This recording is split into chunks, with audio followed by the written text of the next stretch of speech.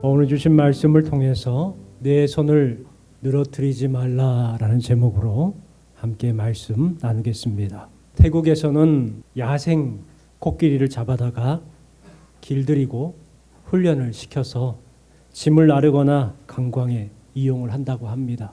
코끼리를 길들이는 가장 좋은 방법은 2살 정도 되는 야생 코끼리를 잡아다가 끌고 와요. 그리고 발에 쇠사슬을 채우고 말뚝에 묶어 놓습니다. 그리고 이 도망가려고 할 때마다 날카로운 채찍이나 창 같은 거 야생 코끼리를 찍는데요. 그것을 여러 번 반복을 해요. 야생의 본능이 있기 때문에 어떻게든 도망가려고 몸부림을 칩니다. 그러면 몸부림 칠 때마다 그와 같은 고통을 주는 거예요. 코끼리는 몸이 만신창이가 됩니다. 얼마나 고통스럽겠어요. 몇 번 그렇게 반복하다 보면 이 새끼 코끼리는 도망가는 것을 체념하고 고분고분해집니다. 그러면 쇠사슬을 풀고 가벼운 얇은 밧줄로 묶어놔요. 그래도 이 코끼리는 도망갈 생각을 못한다고 합니다. 체념하는 것이죠. 그때부터 본격적으로 훈련이 시작되고 이용당하기 시작합니다. 오늘날 사탄도 또 마귀도 성도들을 길들이게 할 때가 있어요. 고난으로 환난을 통해서 성도들을 무기력하게 만듭니다. 믿음으로 사는 것을 체념하게 만들어요. 성도의 정체성을 잃어버리게 만들어요. 교회도 잘 나와요. 하나님의 말씀도 잘 듣습니다. 그런데 믿음의 능력과 말씀의 능력을 전혀 기대하지 않다. 그냥 주어진 대로 세상적인 삶을 살아갑니다. 말씀대로 살려고 하지 않아요. 그렇게 해봤는데 안 되더라는 거예요. 그렇게 살려고 했는데 오히려 고난이 더 심해지고 문제만 생기더라는 거예요. 그래서 해봐야 소용없다. 이런 말을 하잖아요. 교회를 갔더니 더 문제가 생기더라. 그러니까 나는 교회 가지 않겠다. 해봤는데 안 되더라. 안 돼. 소용없어. 분명히 힘도 있고 능력도 있고 자유도 있어요. 가능성도 있지만 그 모든 것을 다 포기하고 세상 논리에 사단의 논리에 고분고분 이용당하는 사람들이 많이 있습니다. 에베소서 2장 2절 말씀을 같이 한번 읽어볼게요. 그때에 너희는 그 가운데에서 행하여 이 세상 풍조를 따르고 공중의 권세 잡은 자를 따랐으니 곧 지금 불순종의 아들들 가운데에 역사하는 영이라. 성도들이 체념을 한다는 거예요. 이 세상 풍조에 따르고 공중의 권세 잡은 자를 따라 살아간다는 거예요. 우리도 세상에서 믿음의 능력을 포기하고 살 때가 있습니다. 그냥 힘없이 세상 풍조를 따라 살아가려고 할 때가 있습니다. 그러한 우리들의 심령 가운데에 오늘 주신 말씀, 무기력한 삶을 살아가고 있는 우리들에게 세상 풍조나 세상 유행에 따라가지 마라. 우리를 격려하고 힘주시는 말씀이 오늘 주신 말씀입니다. 16절 말씀을 같이 한번 읽어볼게요. 그날에 두려워하지 말라. 시온아 내 손을 늘어뜨리지 마라. 두려워하지 마라. 내 손을 늘어뜨리지 마라. 이야기하고 있습니다. 스바냐를 읽어보면 이스라엘 백성들의 상태가 어떤지를 알 수가 있어요. 그들은 모든 믿음의 능력을 체념하고 안 되더라, 소용없더라, 포기하고 손을 늘어뜨리고 있는 그러한 모습이었습니다. 너무나도 무기력한 꼭 우리의 모습을 보는 것 같아요. 믿음으로 살아간다고 하지만 믿음의 능력과 말씀의 능력을 전혀 경험하지 못하는 삶을 살고 교회에 오면 꾸벅꾸벅 졸다가 세상에 나아가면 두려워하고 걱정하며 염려하는 삶을 살아가는 우리들의 모습과 동일하게 살아가고 있다는 거예요. 예루살렘에서는 태양신을 숭배했습니다. 바알과 아세라 신을 숭배를 냈고 몰렉 신을 모르게 들어와 가지고 섬겼습니다. 사회는 매춘과 성적 타락이 난무를 했고 종교는 부패했습니다. 희망이 하나도 없는 거예요. 어떻게 할 수 없는 절망적인 상태에 놓여 있었습니다. 희망이 보이지 않았어요.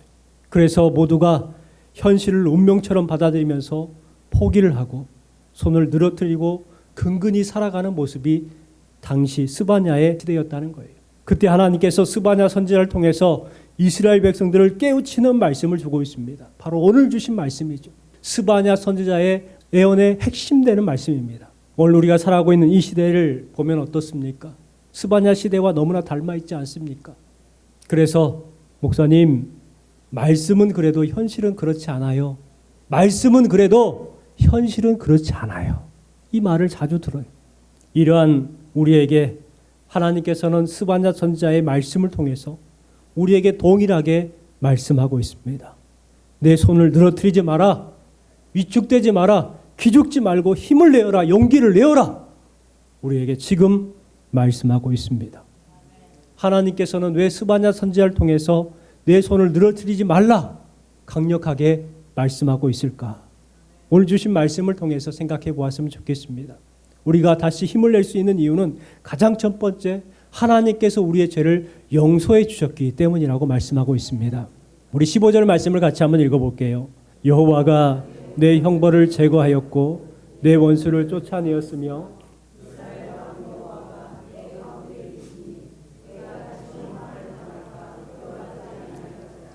하나님께서 내 형벌을 제거하였고 내 원수를 쫓아내었다라고 말씀하고 있어요. 우리의 형벌, 우리의 죄를 용서하셨습니다. 그렇기 때문에 우리는 절망할 필요가 없어요. 손을 늘어뜨릴 필요가 없어요. 여러분, 우리가 왜 세상을 살아가면서 위축이 됩니까? 내 어깨를 피지 못합니까? 바로 죄의식 때문에 그러는 거예요. 우리를 지배하고 있는 이 죄의식이 하나님과의 관계를 자꾸 멀어지게 만듭니다. 하나님을 향한 믿음, 그 믿음을 자꾸 꺾게 만드는 거예요. 하나님께서 내 형벌을 제거하셨어요. 그리고 하나님께서 우리의 산성이 되어주시고 방패가 되어주시고 요새가 되어주시고 우리의 피난처가 되시기 때문에 그래요. 그렇기 때문에 우리는 힘을 낼 수가 있습니다. 여러분, 참 자유를 주신 하나님으로 인해서 용기를 얻으시고 담대하시기를 주님의 이름으로 축원합니다. 또한 두 번째, 우리가 손을 거둘 수 있는 이유가 뭐냐? 하나님께서 우리를 사랑하시고 기뻐하시기 때문이라고 말씀하고 있습니다. 우리 17절 말씀을 같이 한번 읽어볼게요. 그가 너로 말미암아 기쁨을 이기지 못하며 너를 잠잠히 사랑하시며 너로 말미암아 즐거이 부르며 기뻐하시리라 하리라. 여러분, 가슴 뛰는 말씀이에요. 주신 말씀해 보세요. 너의 하나님 여호와가 너희 가운데 계시니 그는 구원을 베푸실 전능자시라. 그가 너로 말미암아 기쁨을 이기지 못하시고 잠잠히 사랑하시고 즐거이 부르며 기뻐하신다. 우리에게 말씀하고 있습니다. 여러분, 이 말씀에다가 여러분의 이름을 한번 넣어보세요. 나를 한번 넣어보세요. 하나님께서 나로 말미암아 기쁨을 이기지 못하시며 나를 잠잠히 사랑하시며 나로 말미암아 즐거이 부르며 기뻐하시리라. 이처럼 하나님은 우리를 사랑하십니다. 어느 정도 사랑하시느냐? 기쁨을 이기지 못할 정도로 사랑하신다는 거예요. 왜 우리를 사랑하실까요? 왜 기쁨을 이기지 못하고 사랑하시며 즐거이 부르며 기뻐하실까요? 그 이유는 딱 한 가지입니다. 우리가 하나님의 자녀이기 때문에 그래요. 저는 표현력이 별로 없어요. 좋아도 별로 흥분하는 법이 없고 싫어도 그냥 무덤덤합니다. 내색하지 않아요. 그런데요, 무덤덤한 저도요, 아이가 태어났을 때는 입을 닫을 수가 없었어요. 아이가 태어났는데 너무너무 기쁜 거예요. 너무너무 즐거운 거예요. 이게 말로 표현할 수가 없어요. 딱 아이를 받아들었는데 이 기쁨은 주체할 수가 없어요. 왜 그랬을까요? 내 자녀이기 때문에. 내 자녀이기 때문에 그냥 보기만 해도 즐겁고 기쁘고 행복해지는 거예요. 내 아이이기 때문에. 여러분, 하나님께서 왜 기쁨을 이기지 못한다고 말씀하셨을까요? 하나님의 자녀들이기 때문에 그래요. 하나님께서 우리를 자녀 삼아 주셨습니다. 그래서 기쁨을 이기지 못하는 거예요. 지금도 하나님께서는 여러분을 보고 계셔요. 여러분이 드리는 찬양, 여러분이 드리는 예배, 여러분이 드리는 기도, 이런 것들을 보시면서 지금도 하나님께서는 생글벙글 하실 거예요. 여러분, 우리는 하나님의 자녀입니다. 하나님이 기뻐하시는 자녀로서의 삶을 살아가야 될 줄 믿습니다. 마지막 세 번째는 하나님이 우리 가운데에 계시기 때문이라고 말씀합니다. 우리 15절 말씀을 같이 한번 읽어볼게요. 여호와가 내 형벌을 제거하였고 내 원수를 쫓아내었으며 이스라엘 왕 여호와가 내 가운데 계시니 내가 다시는 화를 당할까 두려워하지 아니할 것이라. 여호와가 너희 가운데에 계시니 내가 다시는 화를 당할까 두려워하지 아니할 것이다. 하나님께서 함께 하시기 때문에 너희에게 화가 없다는 거예요. 두려워하지 않는다는 거예요. 17절도 같이 보겠습니다. 17절 말씀입니다. 너희 하나님 여호와가 너희 가운데에 계시니 그는 구원을 베푸실 전능자시라. 그가 너로 말미암아 기쁨을 이기지 못하시며 너를 잠잠히 사랑하시며 너로 말미암아 즐거이 부르며 기뻐하시리라 하리라. 여호와가 너의 가운데 계시니 그는 구원을 베푸실 전능자시다. 우리에게 말씀하고 있습니다. 하나님은 이와 같이 나의 가운데 있고 우리 가운데 계시는 주님이신 줄을 믿습니다. 바울이 죽음 앞에 이르렀을 때에 주변에 있던 사람들이 다 떠나갔지요.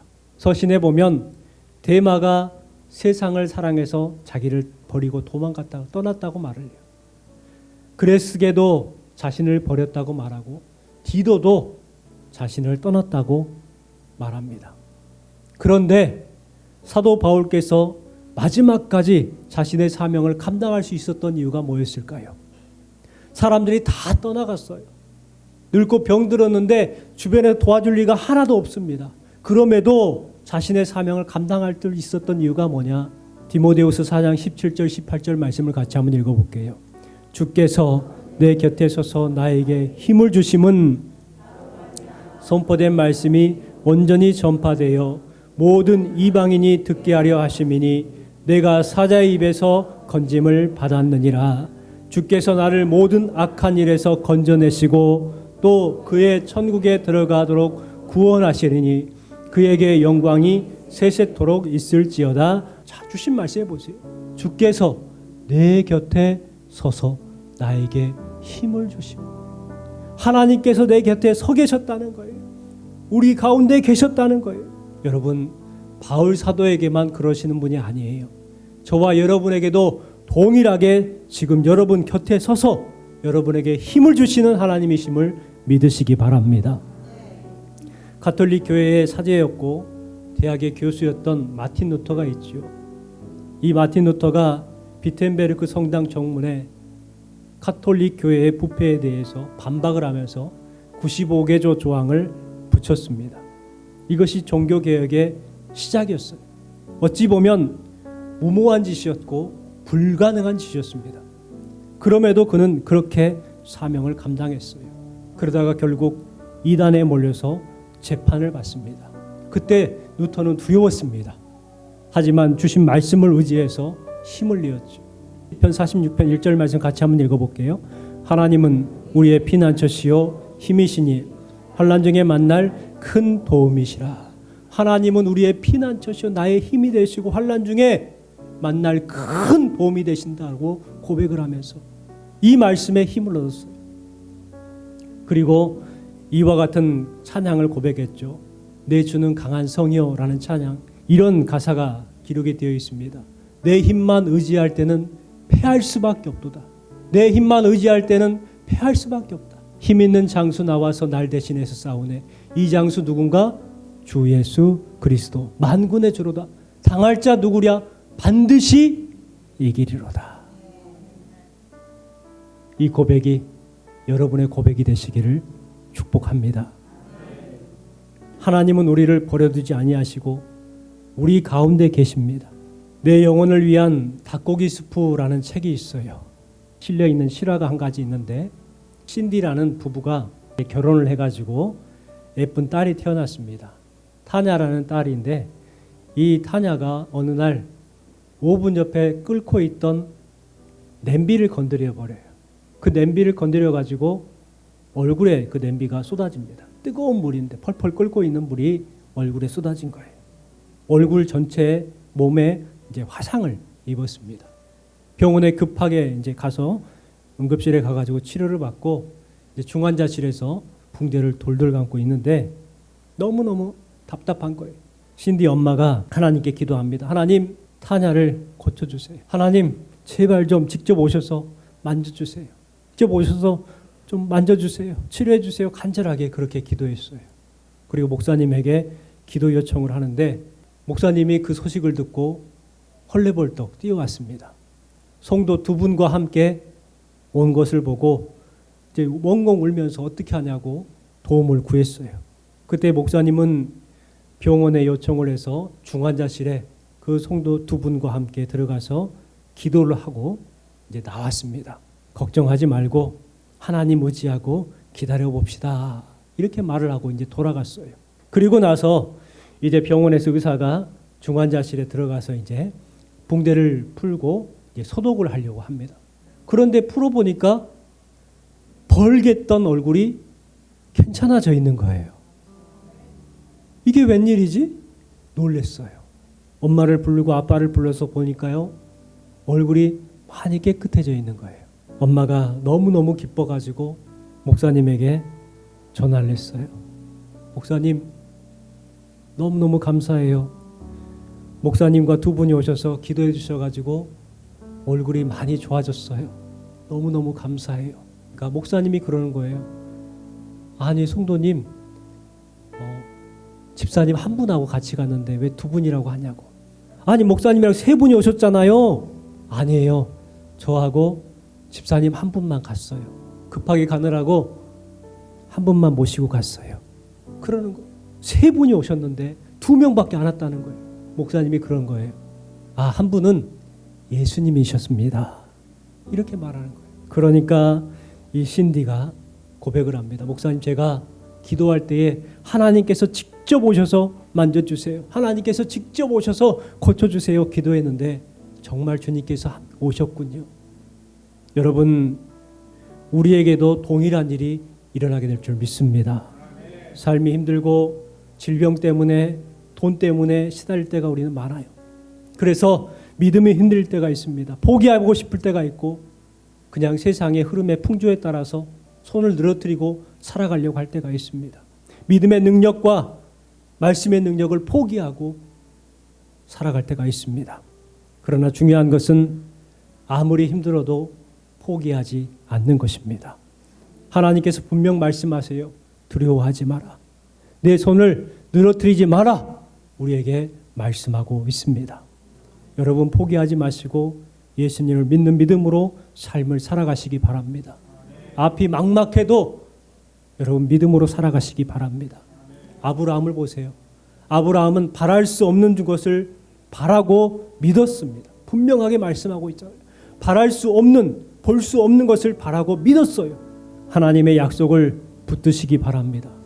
지금 내 눈에 보이지 않지만 하나님의 약속을 믿고 나아갈 때에 하나님께서는 반드시 우리가 생각지도 못한 놀라운 구원의 역사를 이루게 계실 줄 믿습니다. 하나님은 우리를 사랑하십니다. 하나님은 우리를 용서하셨고 사랑하시며 기뻐하십니다. 그리고 우리 가운데 계시는 하나님을 믿으시고 마귀에게 대항하여 이겨내시고 반드시 승리하는 여러분 되시기를 주님의 이름으로 축원합니다.